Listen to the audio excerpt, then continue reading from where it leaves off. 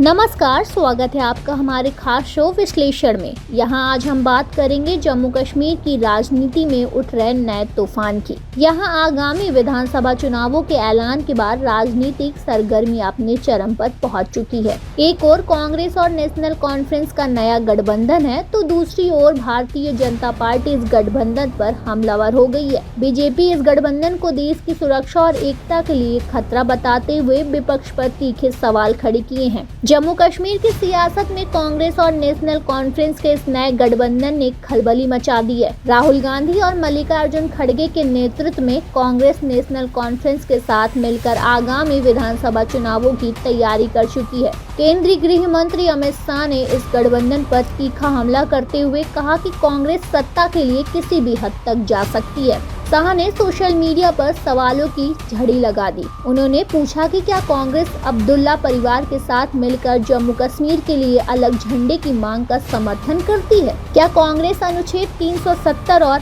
35A को वापस लाकर कश्मीर को अशांति के युग में धकेलना चाहती है? शाह का मानना है कि कांग्रेस के इस कदम के पीछे केवल चुनावी लाभ ही नहीं बल्कि कुछ गहरे मंसूबे हो सकते हैं।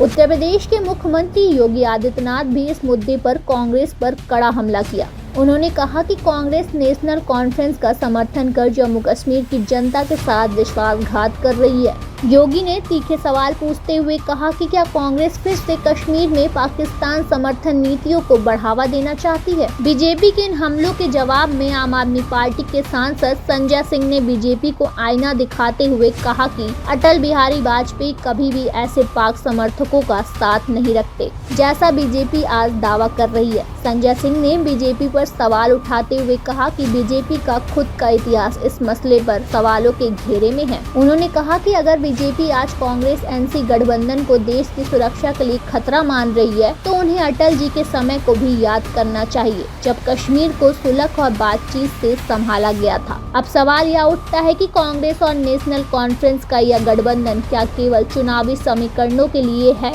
या इसके पीछे कुछ और राजनीतिक मकसद छिपे हुए हैं। अब यह देखना दिलचस्प होगा कि जम्मू कश्मीर में यह नया गठबंधन क्या जनता का भरोसा जीत पाएगा या फिर बीजेपी अपनी राष्ट्रीय नीतियों के जरिए इसे पराजित कर देगी। जम्मू कश्मीर की सियासत में चुनावी जंग शुरू हो चुकी है और हर दल अपनी स्थिति मजबूत करने के लिए तैयार है। आखिरकार इस चुनावी जंग में कौन विजयी होगा या तो समय ही बताएगा, लेकिन इतना तय है कि यह चुनाव केवल राजनीतिक दलों की रणनीतियों का ही नहीं बल्कि जम्मू कश्मीर की जनता के भविष्य का फैसला करेगा। अब नजर रहेगी इस चुनावी नतीजों पर कि कौन किस पर भारी पड़ता है और क्या कश्मीर की जनता इस बार बदलाव के लिए तैयार है। जम्मू कश्मीर में एक बार फिर से लड़ाई इंडिया बनाम बीजेपी की दिखाई दे रही है। बीजेपी ने कांग्रेस एनसी गठबंधन पर सवाल उठाए तो विपक्षी दलों ने उन्हें आईना दिखा दिया। अब देखना यह है कि इस सियासी संग्राम में कौन बाजी मारता है और कौन मात खाता है।